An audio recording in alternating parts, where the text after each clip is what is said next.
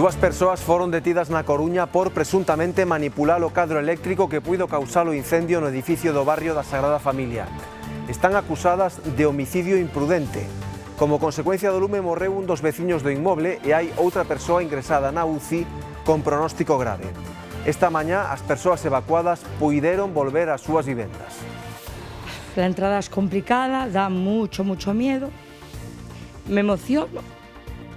Y bueno, la vivienda nuestra está bien y ahora pues coger nuestras pertenencias y irnos de aquí hasta que esté habitable con luz y que esté todo limpio, el edificio, nuestra casa está bien. Boas tardes, venres 28 de novembro, benvidos ao Galicia Noticias. O accidente mortal da tarde pasada pon o foco de novo nun punto da rede viaria galega en que xa se teñen registrado moitos sinistros. A Nacional 640, o seu paso polo concello de Cuntis. Desta volta bateron un coche e un camión. O camioneiro quedou ileso, pero o matrimonio maior que viaxaba no coche saiu moi mal parado. O copiloto de 89 anos faleceu no lugar. A súa muller, que era quen conducía, foi trasladada ao hospital. Ten 82 anos. Hoxe falamos cunha testemuña presencial. O turismo invadeu a zona do outro carril e meteuse debaixo do camión. E o camión apretou-no contra o guardarraíl. En Lugo, dúas mandas de xabarís provocaron senllos accidentes de tráfico en menos dunha hora. Foi na zona da Campiña, onde os veciños aseguran que é habitual velos cruzando a estrada. Non houbo feridos, pero si danos materiais. Un dos animais faleceu. Da conflitividade na zona da cidade escolar na Coruña xa lle temos falado no Galicia Noticias. Van ver agora unha proba gráfica. Unha lea a plena luz do día con 3 implicados, 2 homes e a nai dun deles. Diante ademais de numerosas testemuñas que non dubidaron en gravar a escena cos seus teléfonos móviles. A muller é a que acaba golpeada e tirada de costas no chan por, segundo ela, defender o seu fillo. Escoiten. Empezaron con mi hijo y le empezaron a dar una paliza que le había robado. Entonces, él se empezó a defender, yo me metí y ya me dio un golpe y ya me tiró para atrás. Y mira el cosa que me hizo. Ahora vamos a denunciar y a ver lo que hacen. Dende os mercados e prazas de abasto galegas chegan hoxe noticias de ton oposto. En Ourense, malas novas pros praceiros, que dende hai 7 anos ocupan as instalacións situadas na Alameda. O Concello dalles 30 días para desaloxalas. Era unha solución provisional mentres duraba a rehabilitación do edificio da Praza de Abastos, pero unha vez rematada, a disputa entre Concello e praceiros está en quen debe facerse cargo das obras no interior do edificio, que poden ascender ata os 2 millóns de euros. Agora, coa praza aínda baleira por dentro, uns 200 praceiros teñen 30 días para deixar as instalacións que ocupan actualmente. Moi distintas lles van as cousas aos praceiros de Carballo, que xa locen na entrada do edificio o selo que os recoñece como Mercado Excelente de Galicia. É o cuarto na nosa comunidade en merecer esta distinción xunto cos de Tomiño, Vilagarcía e Pontedeume. Nada, que moi contentos, como bueno, pois aquí foi claro do encargado da plaza, e bueno, claro, que cando se dan un premio, pois quedas super contento, claro, que máis que mellor que eso.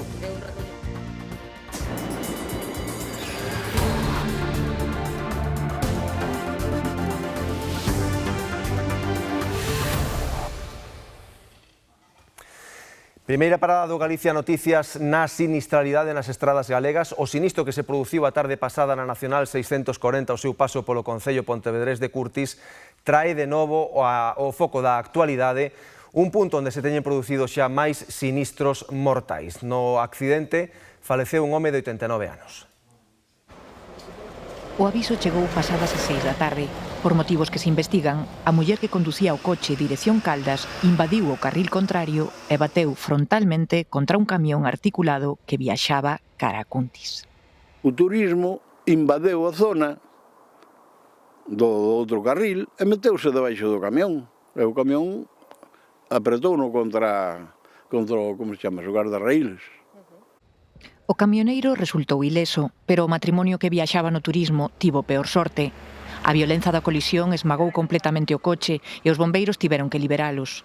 A condutora de 82 anos resultou ferida de gravidade e foi trasladada en ambulancia. O seu marido, que viaxaba de copiloto, morreu no lugar do sinistro. Tiña 89 anos. Os bombeiros cancelaron primeiro a señora, que estaba viva, a condutora, que era unha señora, e o ocupante era un señor maior que xa falleceu dali a pouco, estaba moi mal, porque é a consecuencia do golpe. O choque tivo lugar no quilómetro 219 da Nacional 640, no lugar da Cova, na parroquia de Troáns. Un punto negro onde se acumulan os accidentes. En agosto deste mesmo ano rexistrouse un con 4 feridos. Esta mesma curva que non é peligrosa ni nada, aparentemente, non sei que pasa, despistanse aquí e invaden sobre todo os que veñen de Cuntis hacia Caldas. Invaden a zona que ven de Caldas hacia Cuntis. Nas últimas horas tamén se rexistrou outro sinistro grave na contorna do Monte do Carme de Carballo. Non están claras as circunstancias, pero supostamente foi un accidente de moto en que resultaron feridos un mozo de 28 anos e unha menor de 15. Tiveron que ser trasladados dende o PAC de Carballo ata o Hospital da Coruña, en helicóptero e ambulancia respectivamente. O mozo permanece na UCI en estado grave. Máis noticias das estradas levanos agora ata a cidade de Lugo. Alí, en menos dunha hora, dúas mandas de xabarís provocaron 2 accidentes. Ocorreu na zona da Campiña, onde os veciños aseguran que é moi habitual velos cruzando a estrada. Nesta ocasión, ningunha persoa resultou ferida, pero sí que faleceu un dos animais. Os expertos levan tempo advertindo deste problema e urxen medidas de control da súa poboación. Pasean as súas anchas polas vías da cidade, sós, en manda, nada os asusta, nin o ruido, nin as luces. O xabaril é xa como un veciño máis, pero un veciño perigoso. E o que aquí esta recta da Fervedoira é unha zona onde paso habitual deles, de feito na zona da Ponte teñen xa uns carreiros, eu xa os encontrei unhas 3 noites, e a verdad como unha vía que está moi mal señalizada, sin arcenes, moi oscura, e moitas curvas, pois é unha zona fastidiada para encontrarse con eles. Últimamente hai muchos, e accidentes muchísimos. Nas últimas horas provocaron 2 accidentes nun curto espazo de tempo. O primeiro coche implicado chocou contra un grupo de 4. No segundo sinistro, atravesaba a vía unha manda de 10 animais. Nos 2 casos, ningunha persoa resultou ferida. Un dos animais si falecía. Non sei se mataron os 10, se mataron un, pero andan moitos, sí. De feito, dicen que andan unha porca con 4 ou 5 porquiños pequenos. Que houbera un accidente en plan que un jabalí grande se petara con un coche, con un BMW, con ese mismo impacto rebotoulle o jabalí a unha ambulancia e, bueno, houve un accidente bastante aparatoso. Nesta zona da cidade é frecuente velos, os veciños xa andan con coidado, pero non axuda que a vía non teña proteccións nin iluminación. Méteste como nun tramo que, desde o meu punto de vista, pues, hai moi pouca iluminación. Entonces, cas nieblas que había ayer houve bastante niebla, creo recordar que non hai quitamiedos tampouco nese tramo. Sí, e aparte, sobre todo, unha vía que está bastante abandonada, que non ten quitamedos, que non ten arcenes, é moi sinuosa. Verdade, levantan os praos, levantan todo, e hai moitos, moitos. Estes non foron os primeiros nin serán os últimos que baten contra eles. Pero es que el problema es que te aparece en cualquier momento y no puedes hacer nada. Ni girar coche, dejar que choque contra el jabalí, porque peor es mover el volante, dirección, pero bueno. Os veciños piden un plan para xestionar a poboación urbana do xabarís. Lembran que o seu lugar é o monte e non a cidade. A presunta manipulación dun cadro eléctrico é a principal sospeita da policía de cales puideron ser as causas do incendio nun edificio no barrio da Sagrada Familia da Coruña. No lume faleceu un dos seus veciños. Hai 2 persoas detidas por homicidio imprudente, Sabela.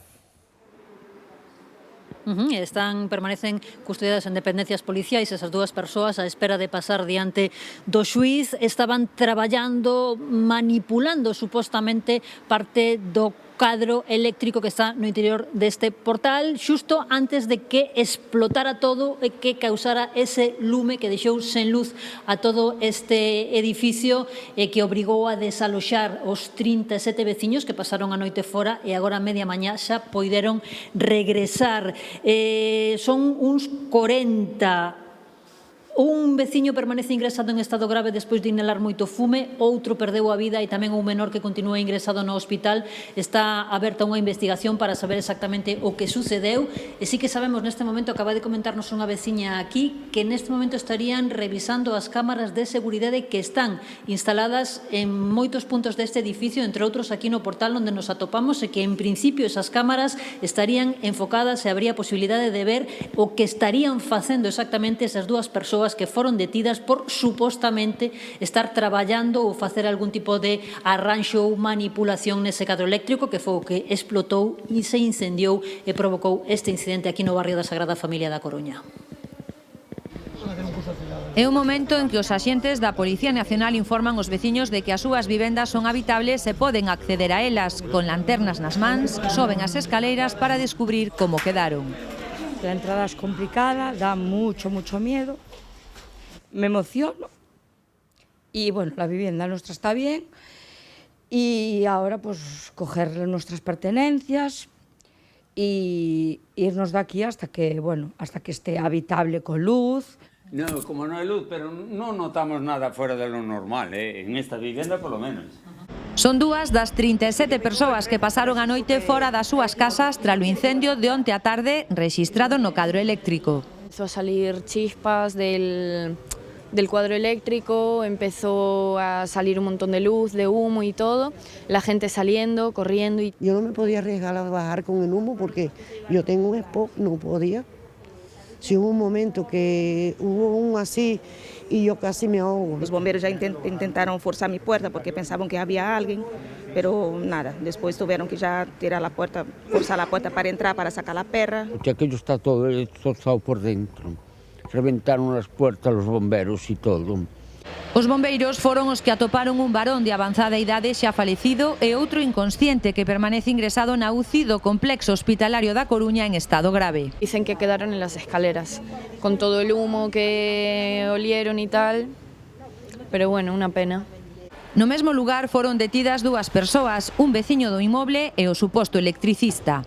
Los dos detenidos, parece ser que uno le dijo a la presidenta que iba a llamar a alguien para que viniera, pero el que vino no tiene, no tiene licencia ninguna. Cuando vinieron los policías a preguntar a todos los vecinos que si habíamos visto algo, no sé qué, él dijo, mira, yo estaba acá con este señor y el señor estaba haciendo, bueno, su trabajo y tal, pero parece ser que no estaba dado de alta, entonces ya directamente vinieron los policías, los agarraron y se los llevaron. Polo momento permanecen no cuartel de Lonzas á espera de pasaren a disposición xudicial. Están investigados por homicidio imprudente.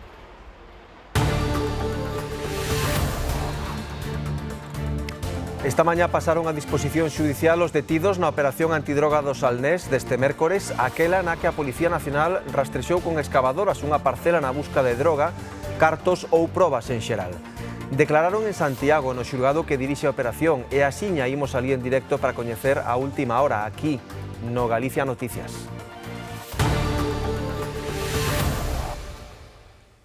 A Garda Civil de Ortigueira retirou e fixo unha detonación controlada dunha granada da Guerra Civil. O artefacto foi localizado no rocho dunha vivenda. Un dos propietarios alertou a Benemérita que, unha vez comprobou que a granada estaba aparentemente cargada, estableceu un perímetro de seguridade e mobilizou o equipo especializado da Coruña. Este retirouna e levouna a unha canteira abandonada onde a detonou en condicións de seguridade. Imos agora así ata Santiago. Esta mañá pasaron a disposición xudicial os detidos na operación policial desta semana en relación co tráfico de heroína na que se chegou a empregar unha excavadora nunha propiedade de Vilanova na busca de droga e cartos. Xoel, temos xa resolución xudicial sobre o futuro destes detidos?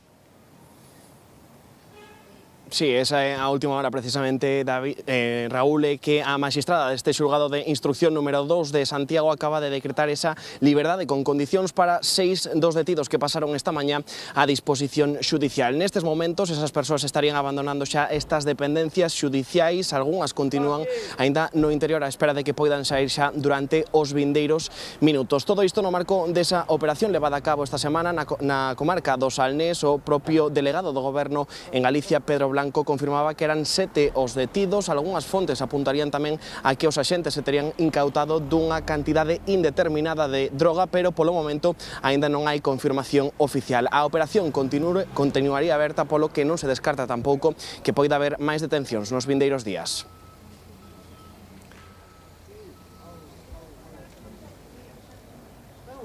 Na parroquia de Meirás, en Sada, hai veciños que se amosan preocupados pola proximidade ás casas das batidas de caza do xabaril. Piden maiores distancias de seguridade.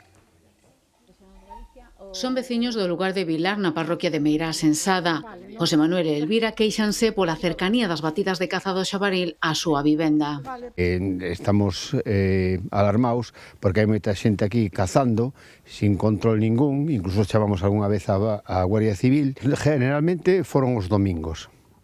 O domingo, cando ademais non veñen unha cuadrilla, o sea, se aparcan por aquí, eu que sei, 10 ou 12 coches, e empezan aí a tiros, e claro, entonces nos estamos un pouco alarmados por como vai isto. Aseguran que a situación ven danos atrás e que as batidas cada vez achegan máis ás vivendas, distancia que lles parece insuficiente. Pois eu diría que uns 25 metros serían de distancia.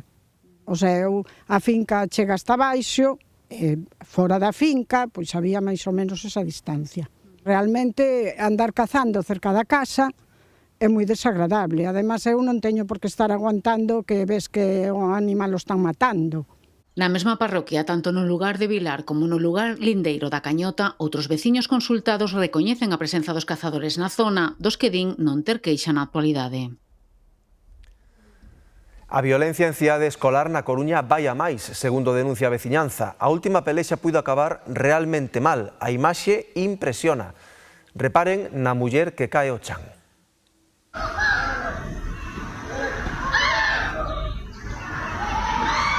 O golpe contra o chan retumbou en toda a rúa e temeuse o peor. Dous homes estaban pegándose, un colliu e tirou a señora, pero non sabemos nin por que foi, nin por que nada. Aquí hubo un estruendo criminal, a señora ca cabeza toda aberta, a sangre criminal, o sea, foi unha locura. Empezaron con mi hijo y le empezaron a dar una paliza que le había robado. Entonces, él se empezó a defender, yo me metí y ya me dio un golpe y ya me tiró para atrás. Non se sabe como, pero salvou e o Xena e fillo volvían pasar pola mesma esquina. Conta ela que quixo mediar, que todo empezou por un malentendido entre coñecidos. Que mi hijo le robara. Y mi hijo le dijo que no. Y él se empezó a meter y empezó a hacer eso y ya, eso así acabamos. Por la movida de una zapatilla. Y como iban los dos, tal palo, tal la madre, tal hijo, iban todos de aquí, pues el otro se encebolló y le pegó. Agresor, agredido e a propia nai trátanse, son compañeiros de vidas difíciles. No barrio están desesperados, esta última pelexa non nos colle por sorpresa.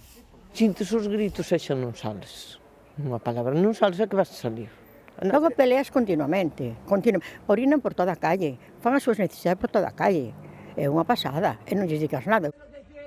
A sucidade, as pelexas e o barullo son o pan de cada día e o peor é que a conflitividade vai a máis. Isto cada vez é peor, porque entre ellos se pelean, hubo muertes, aquí detrás del centro cívico, hubo puñaladas, un vecino mío de abajo tamén le acuchillaron. E están todos os colexios, o sea, hai nenos sempre por aquí. É unha vergonza que vexan todo isto. Entre eles tamén hai malestar, séntense sinalados polos máis agresivos. Sentado aquí, yo y mi marido y este chico de la gorra gris. Y nunca hemos tenido problemas, por eso estamos solamente al mediodía.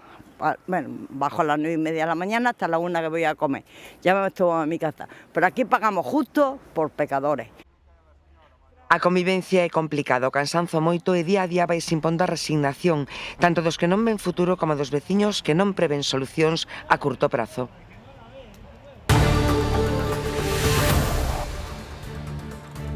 O seu proxecto de sostibilidade con cultivos como cogomelos ou arandos obtivo xa recoñecementos internacionais e para proba a visita que están a recibir esta semana.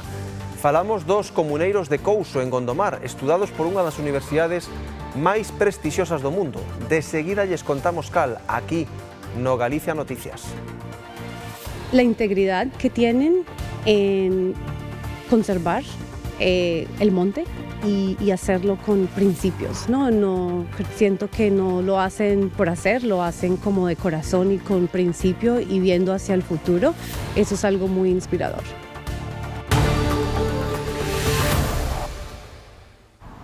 As persoas de entre 60 e 69 anos que aínda non se vacinaran contra a gripe teñen esta fin de semana unha oportunidade. Nos 7 hospitais de cabeceira do Sergas poderase acudir para recibir a vacina en horario de 10 a 2 e de 4 a 8. Pola súa banda, os hospitais comarcais tamén vacinarán mañá sábado. Moita indignación e incomprensión é o que din que senten os comerciantes da Praza de Abastos de Ourense despois de que o Concello se ameazase esta semana con desaloxalos da localización actual e provisional que teñen na Alameda. As portas do Nadal danlles 30 días para deixar os postos que ocupan dende hai 7 anos mentres non se remataban as obras do edificio histórico. O conflito vén de vello e está xudicializado. Novo conflito entre o alcalde de Ourense e os comerciantes da Praza de Abastos instalados provisionalmente desde hai 7 anos na Alameda.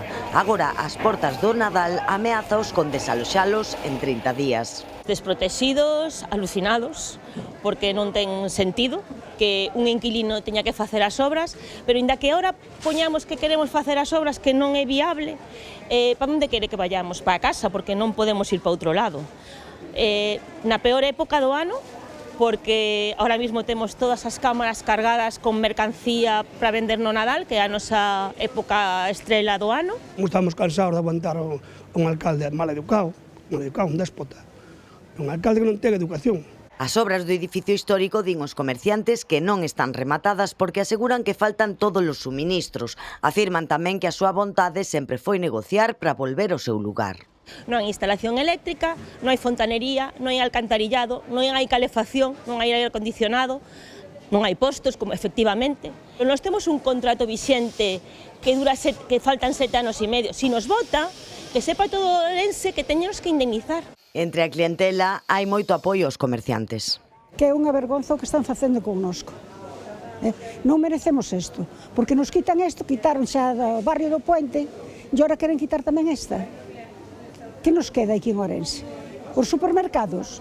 A mí non me gusta ir aos supermercados. A mí gusta vir á plaza para saber o que levo.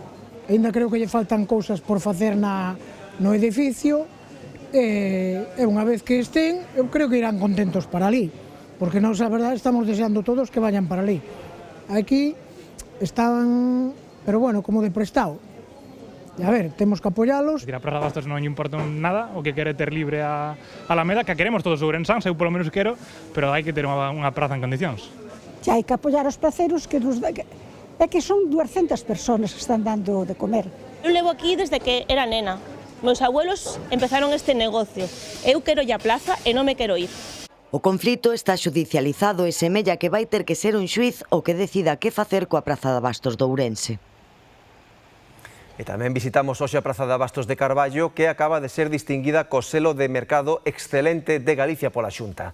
Un recoñecemento que só posúen 4 prazas de abastos de toda a comunidade. Premia a modernidade, innovación e dinamización, mantendo a autenticidade e tradición que caracterizan os mercados. Na entrada principal da Praza de Abastos de Carballo loce desde esta semana o selo de Mercado Excelente de Galicia, un distintivo co que o Goberno galego premia o traballo e investimentos dirixidos a modernizar a praza e ofrecer novos servizos á clientela, sen esquecer a tradición e a autenticidade. Hai sala de lantancia, hai moitas cousas para os rapaces por aquí, arriba hai centro para xogar tamén, a ver, está moi ben. Intentámoslo facer ben, e o Concello tamén axuda moito, iso é verdade. Pero, sen dúbida, o principal atractivo que ofrecen os praceiros e que atrae a clientela non é algo material. Eu, por exemplo, no meu caso, pois, eu quero darlle confianza aos meus clientes e que tamén confíen en min. Eu espero eso. Eu, aparte, ofrezo o produto bo. A calidad do produto, a atención. A confianza e o trato persoal que a xente, sí. Eses valores coinciden precisamente co que buscan os clientes que elixen comprar na Praza de Abastos. É xente de confianza, entonces ten, por exemplo, neste caso, fruta, pois ten boa calidad. E a parte da calidade que é boa, pois justanos tamén apoiar o comercio local. Ten, como vedes, hai bo produto na maioría dos sitios, ou en todos, por iso facemos, sí. Máis confianza teño porque son moitos anos que veño xa aquí. Me dá a sensación de que está máis fresco, que ten outra calidad. E pescadería tamén me gusta máis pescadería de mercado que a pescadería do supermercado, iso. Iso sí, os praceiros botan en falta un perfil de clientes que non adoitan visitar o mercado. E aquí nós temos a xente de fai moitísimos anos xa, e bueno, queríamos que a xente se animara para que veñan a comprar, sobre todo a xente nova, que teñenos un pouco olvidados. A Praza de Carballo forma parte xa dun grupo selecto, o de Mercados Excelentes de Galicia, no que só figuran os de Tomiño, Vila García e Pontedeume. Xa lles vimos contando nos últimos días que, como mandan as datas, chegou a friaxe. Hoxe quixemos preguntar na rúa cales son os métodos máis empregados para quentarse, ademais da calefacción, e descubrimos importantes novidades o tempo que continúa pervivindo o máis antigo, o lume. Chegaron as temperaturas baixo cero. As mínimas do país atopámolas, como é costume, nas comarcas da Limia e Monterrei. Tende onte amenceron a menos de 2 graus negativos. Moito frío, si esta semana notouse. Hai moita diferencia, a semana pasada sí que hasta as mediodías e tal facía calor, pero esta semana notouse moito frío, sí, demasiado. Ajos, vai moito frío. O xear. Sí, ahora fai frío, pero todos os anos fai frío. Estamos no tempo e cada quen busca quentarse como pode. É unha sorte ter calefacción e, aínda así, ás veces non abonda. Teño estufas eléctricas. Sí. Teño leña e cando necesito un calor no momento que non teño outra cousa, pois utilizo eléctrico. As bolsitas de semillitas que calentas en microondas para calentar en algún momento puntual. Temos unha mantiña eléctrica para a noite pos pés, 10 minutos e xa está. A calefacción con peles encendida é unha maravilla, me cago na má. Só será que consuma Dios, eso. Digo eu. Hombre, algo que consumira pouco. Lonxe dos métodos para aquecer dende a invención do lume, que segue estando de moda, existen cada día máis novidades no mercado, cun consumo menor. En temas de calefacción, houve e hai moitas novedades cada ano que pasa. Temos desde a típica bombona hasta despois os termoventiladores eléctricos e despois xa nos vamos aos emisores térmicos.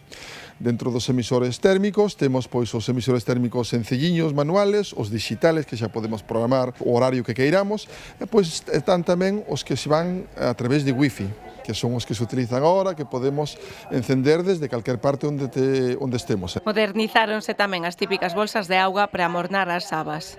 Eso gasta pouco, eso gasta pouco. Pois un catiño ao lume, meterlle a bolsa, eso é verdade que eso non é consumo. Uns aparatos que se enchufan durante 3 minutos a corriente eléctrica e pois temos 3 horas, entre 3 e 4 horas de calor. É o que sustituye a antigua bolsa de auga que antes se quentaba e se metía ali, bueno, pois eso ahora acabouse. Lonxe quedaron tamén os tradicionais braseiros que en vez de wifi precisaban a constante presenza humana. Os comuneiros de Couso, en Gondomar, son xa un referente mundial polo seu bo facer. Teñen recoñecementos da ONU, do Royal College de Londres tamén, pero a máis esta semana reciben a visita duns estudantes de Harvard interesados en coñecer o proxecto de sostibilidade que contempla o cultivo de cogomelos, arandos e mesmo un bosque da lingua e da memoria. Mónica, Serrina, Avery e Scott están a cursar un máster de sostibilidade na Universidade Americana de Harvard e coñeceron Couso grazas a un organismo catalán. Están convencidos de que poucas persoas desde sitios pequenos poden facer grandes cousas. La integridad que tienen en conservar el monte y hacerlo con principios, ¿no? No siento que no lo hacen por hacer, lo hacen como de corazón y con principio y viendo hacia el futuro. Eso es algo muy inspirador. O californiano Scott considera que os bosques son esenciais para loitar contra o cambio climático e niso, seguro, os de Couso son líderes e pioneiros. Para Serrín, natural de Colorado, é importante que o resto do mundo vexa Couso como líder para a protección ambiental. Nestes días, os 4 alumnos están coñecendo os importantes proxectos desta comunidade que iniciou a plantación de cogomelos shiitake, que cultiva froitos vermellos como arandos, cos que fai confeituras, e que ten ademais un bosque da memoria e outro da lingua, nos que honran as raíces e os primeiros homes que coidaron destes montes. O bosque da lingua. Bueno, os galegos somos moi afortunados de ter unha lingua propia, unha cultura, por eso somos galegos, se non seríamos outra cousa, evidentemente. Entonces, para fomentar o uso da lingua entre os máis creativos, pois temos aí ese proxecto que é un crowdfunding, está aberto, o que queira doar, pois pode doar a cantidad que quere e reciba a contraprestación, un espazo de xogos para os nenos, unha zona de balizas para uns códigos QR que sai un personaxe famoso por recitando un poema dun autor galego. En Couso non paran nunca, agora traballan na colocación de 8 niños de paxaros para favorecer a súa reproducción, un proxecto en que colaboran co Instituto do Territorio. En Brandomil, no concello de Zas, as escavacións no xacemento de Pedra do Altar están a descubrir novos vestixios romanos de case 2000 anos de antigüidade. A actual intervención arqueolóxica é a 8ª nesta parroquia do concello dende o ano 2019. A Fundación Brandomil leva case unha década traballando sobre o terreo da parroquia para descubrir os vestixios romanos que contén o seu solo. O que comezou como un proxecto veciñal no 2018, cando adquiriron os terreos que se están a escavar, creceu moito desde entón. Convertiuse nunha das excavacións arqueolóxicas por excelencia en Galicia e unha referencia a nivel nacional. Xa levamos unha longa trayectoria de excavacións aquí en Brandomil, encantadísimos porque é un xacemento, xa digo, de primeiro nivel, a nivel, xa non digo Galicia só, digo a nivel peninsular. Temos un montón de estudios non só excavar, senón tamén de datacións de carbono 14, análisis de sedimentos, análisis de restos orgánicos en pezas que aparecen. As excavacións deste ano, que arrancaron a semana pasada e se estenderán até o remate da presente, estánse a desenvolver nun período inusual do ano. Habitualmente teñen lugar no verán, mais nesta ocasión, unha aposta polo uso de tecnoloxías innovadoras non invasivas que permiten escanear o terreo dende a superficie para guiar a campaña, a retrasaron até o presente mes de novembro.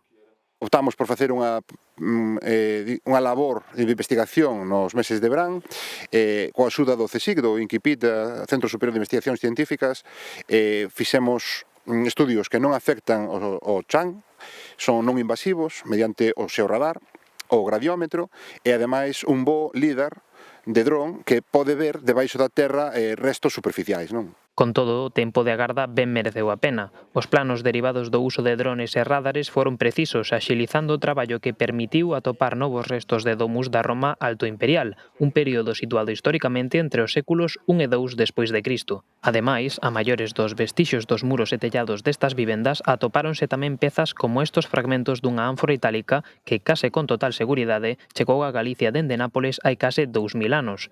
O posterior traballo de investigación con achados como estes permitirá á Fundación continuar trazando a historia antiga da súa contorna.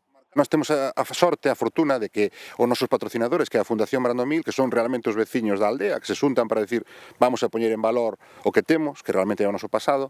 Contamos coa axuda da Diputación de Coruña, do Concello de Zas, importantísimo, e este ano tamén coa Xunta. Eso nos permite ter, digamos, unha labor non só técnica arqueolóxica, tamén non investigadora. Os materiais son moi importantes porque nos refliten a chegada de materiais xa no século I que veñen de todas as partes do Mediterráneo, propiamente da península, e despois, conforme vai pasando o tempo, temos materiais sobre todo da zona noroeste que veñen de Lugo. Lugo e Braga están suministrando materiais cerámicos, especialmente aquí a Brandomil. A actual é a 8ª excavación da Fundación, mais no xacemento de Pedra do Altar resta moito traballo por facer. A área potencialmente investigable en Brandomil esténdese por case 1 quilómetro de terreo no que mesmo podería agocharse o remanente dunha poboación romana de tamaño intermedio. Unha casa de Camposancos na Guarda compite co alumeado de Nadal de Vigo. Os seus propietarios instalaron este ano máis de medio millón de luces LED e reciben centos de visitantes cada día. Cada día, cando dan as 6:30 da tarde, a casa de Wanda e Manolo convértese no faro do Nadal que ilumina Camposancos na Guarda. Tenemos 12 hinchables y después las figuras que están en los descansos de los jardines son 4, muy bonitas. Y las demás luces son muy bien puestas, están muy bonitas, la gente le encanta y eso es la felicidad del mundo. Eso es lo que yo quiero, que la gente venga y los vea y que me traiga niños para que en un futuro esos niños se acuerden de aquel viejito y pongan la luz igual que el viejito en su casa. Alegrar el pueblo, para alegrar a todo el mundo que venga a vernos, la familia, los amigos, los del pueblo, los de más allá. Comezaron na pandemia instalando algunhas luces e ano a ano foron incrementando a decoración ata converterse nun verdadeiro atractivo turístico. ¿Te acuerdas que en la pandemia no teníamos nada que hacer? Nada más mirarnos la cara uno al otro. Entonces la señora se le ideó poner unas cuantas luces afuera, en la puerta. Y así empezamos y la gente le gustó, pues se paraba a verla y cosas. Y fuimos agrandando año a año y mira lo que tenemos hoy en día. Y las luces este año son un poco más, como 500.000, porque son lucecitas LED y hemos comprado bastante este año. O tenemos un ayudante, un electricista que nos hace las cosas de altura y nosotros hacemos lo de abajo, pero empezamos el día 1 de octubre hasta el 15 de noviembre que inauguramos, porque todos los días, y a pesar de la lluvia, lo pudimos lograr. As portas do seu xardín permanecen abertas para todos os que queiran achegarse. Reciben en ocasións ata autobuses turísticos. Esto se hace para alegría de los pueblos. Ojalá mucha gente como yo, así de loco, ponga luces en sus casas, y muchos lo están poniendo ya, muchos lo están poniendo. Manuel e Wanda xa pensan na decoración do ano que ven e nas novidades que engadirán ao seu refuxio de Nadal.